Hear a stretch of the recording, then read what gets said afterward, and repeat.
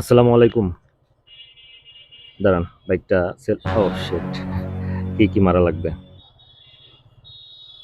আহ, হুম?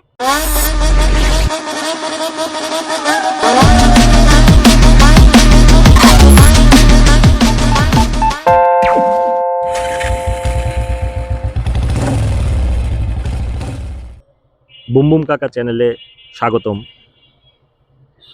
এখন আসি হচ্ছে মিরপুর ১ নম্বরের দিকে।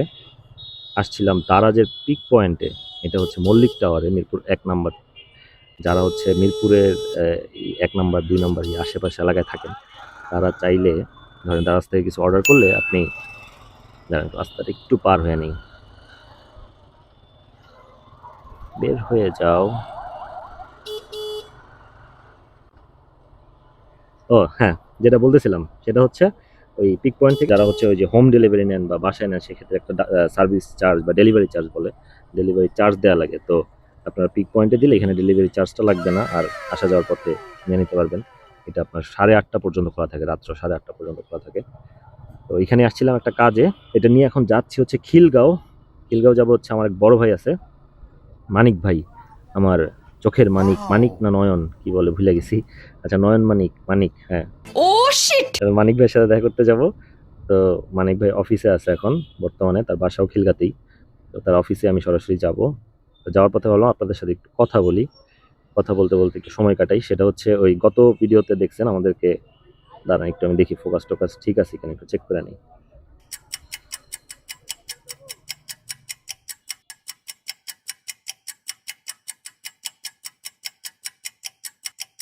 ঠিক আছে ঠিক আছে।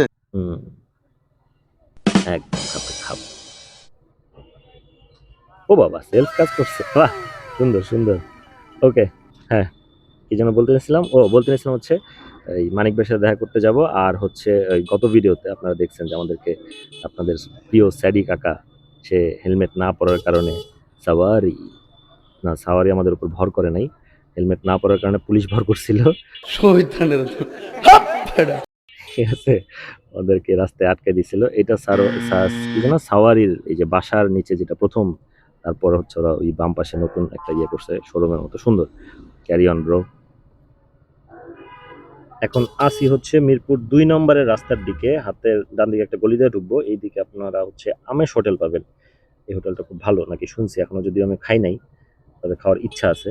যদি কোনোদিন খাইতে আসি আপনাদের সাথেই আসবো, মানে আমি ভিডিওতে আসবো, আপনারা দেখবেন। এই অপমান আমি সহ্য করব।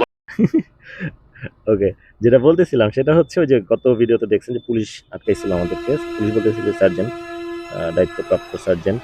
এটা ছিল আপনার, আমরা ছিলাম হচ্ছে এই বেলি রোডে ঢোকার ওই মোড়টাতে, এক্সাক্ট শান্তিনগর বা ওই সাইডের একটা জায়গা, আমার এক্সাক্ট নাম মনে নাই। তো ওইখানে হচ্ছে পুলিশ ভাই আটকায়, কারণ ছিল হচ্ছে ওই যে আমাদের স্যাডি কাকা, উনি মানে হেলমেট থাকা সত্ত্বেও হেলমেটটা পরে নাই। দুঃখজনক, কি আর বলবো স্যাডি কাকা, মানে যাক শোনেন। তারপর হইলো তো পুলিশ ভাই হচ্ছে আমাদেরকে বলতেছে লাভ রোড, লাভ রোড এদিকে মিরপুরের লাভ পাখিরা, লাভ বার্ডরা আসে। আচ্ছা পুলিশ ভাই হচ্ছে আমাদেরকে হচ্ছে বলে যে কাগজপত্র দেখানোর জন্য। তো তার আগে হচ্ছে স্যাডি কাকাকে হচ্ছে বাইক থেকে নেমে দাঁড়াইতে বলে। তো আমি হচ্ছে একটু পাশ, মানে সাইডে আর কি, যখন রাস্তার মাঝখানে ছিলাম, মাঝখানে বলতে একটু সাইডে ছিলাম, তাও একটু আরেকটু সাইড করে বাইক থেকে নেমে কাগজপত্র শো করি। তো কাগজপত্র বলতে আমার একটা ফল্ট ছিল, সেটা হচ্ছে ড্রাইভিং লাইসেন্সটা চুরি হয়ে যায় বেশ কিছুদিন আগে। তো আমি এটা জিডি করে রাখছিলাম, কিন্তু ওই ইকুরিয়াতে যাবো করে যাওয়া হচ্ছিল, আমার ড্রাইভিং লাইসেন্সটা আমি ইকুরিয়া থেকে করাইছিলাম। তো ইকুরিয়াতে যাওয়াটা আসলে আমার জন্য একটু লং ডিস্টেন্স হয়ে যায়, মানে আমি ওইভাবে মানে সময় পাচ্ছিলাম না কাজের জন্য, আর স্যারি কাকার সাথেও টাইম মিলতেছিল না। আর একা যাব সেটাও একটু মানে ভয়ঙ্কর ব্যাপার আমার জন্য, খুব কষ্ট লাগে এত দূরে যাওয়া। আমার অনেক কষ্ট, আমার অনেক কষ্ট। তো তারপরে এখন হচ্ছে, তো ওনাকে হচ্ছে দেখেন পুলিশের কথা বলতে বলতে আরেকটা পুলিশের গাড়ি, আমি হচ্ছে আসছি হচ্ছে জনতা হাউজিং এর গলি দিয়ে ঢুকছি। এদিক দিয়ে আমি মিরপুর ৬০ ফিটের যে রাস্তা, এটা হয়ে তারপরে খিলগার দিকে যাওয়ার প্ল্যান। কাজের কথায় আসি, তারপরে পেপারস তাকে দেখাই। দেখানোর পরে উনি হচ্ছে আমার পেপারস দেখে উনি কিছুক্ষণ ঘাটাঘাটি করলেন ওনার মেশিন দিয়ে, আগের কোনো কেস টেস ছিল কিনা। তো জিজ্ঞাসাও করলো যে কেস আগে ছিল কিনা, আমি বললাম যে না। আর ওনাকে রিকোয়েস্ট করলাম যাতে কোনো কেস না দেয়, যেহেতু হেলমেট ছিল। আর স্যাডি কাকা মানে একটা মিস্টেক হয়ে গেছে, তো অনেক অনেক রিকোয়েস্ট করার পরে যদিও উনি দায়িত্বপ্রাপ্ত ছিল, উনি আমাদেরকে বলছে যে উনি একটা কেস দিতে চাচ্ছেন, কিন্তু তিনি আমাদেরকে ওয়ার্নিং দিয়ে দিলেন, ওয়ার্নিং দিয়ে বললেন যে নেক্সট টাইম যেন আমরা এটা এই ধরনের মিস্টেক না করি, আর দ্রুত ড্রাইভিং লাইসেন্সটা করে ফেলার জন্য বলেন। তো ওনার সাথে মানে ওনার বিহেভিয়ার খুবই ভালো ছিল, অ্যান্ড থ্যাঙ্কস টু ভাই। তখন আসলে ওইভাবে থ্যাঙ্কস বলাও হয় নাই, কারণ আমি আসলে একটু ঘাবড়াই গেছিলাম যে এখন একটা কেস খেয়ে গেলে মানে মানে কি বলবো, আর নতুন বাইকের কেস, তো এটা কষ্টজনক। আর যেহেতু মানে মানে মিস্টেক বলতে গেলে হেলমেট আমাদেরই মিস্টেক, আমাদেরই ভুল ছিল। আমরাই সবসময় বলি যে সাবধানে চলেন, সচেতনতার কথা বলি আমরা, সেইখানে আসলে আমরা হেলমেট ছাড়া যাচ্ছি, এটা আসলে খুবই সরি, আসলে আপনাদের কাছেও সরি। ভুল হয়েছে, হ্যাঁ এটা হলো আমার ভুল হয়েছে, ক্ষমা করে দেন। ইনশাল্লাহ নেক্সট টাইম থেকে এই ধরনের ভুল আর আমরা করবো না। সেরিকা কারে দিয়ে একদিন সরি বলে নিতে হবে, ঠিক আছে। আর এখন হচ্ছে 60 ফিটের রাস্তার একটু এদিক দিয়ে একটু সাবধানে যেতে হয়, কারণ ম্যানহোলের ঢাকনা টাকনাগুলা আপনার হচ্ছে একটু দেখি, আমি একটু সামনে আগায়া যাই, আগায় দেখি যদি 60 ফিটের এই মোড়টাতে জ্যাম না পাই তাহলে আশা করি চলে যেতে পারবো। আর যাইতে হবে একটু তাড়াতাড়ি, কারণ মানিক ভাই হচ্ছে আবার অফিস থেকে বের হয়ে যাবে, উনি আরেকটা কাজে যাবে। তো উনি বের হওয়ার আগেই যেন আমি অফিসে পৌঁছাইতে পারি এবং তার সাথে দেখা করতে পারি। তো যাই, সাবধানে একটু দেখে শুনে যাইতে হবে। সামনে একটা অ্যাম্বুলেন্স, এবং এটা 999, এই যে দেখেন 999 এর অন্তর্ভুক্ত। আপনারা 999 কল করলে এই ধরনের অ্যাম্বুলেন্স পাবেন। চলে আসলাম 60 ফিটের রাস্তায়, যাইতে থাকি।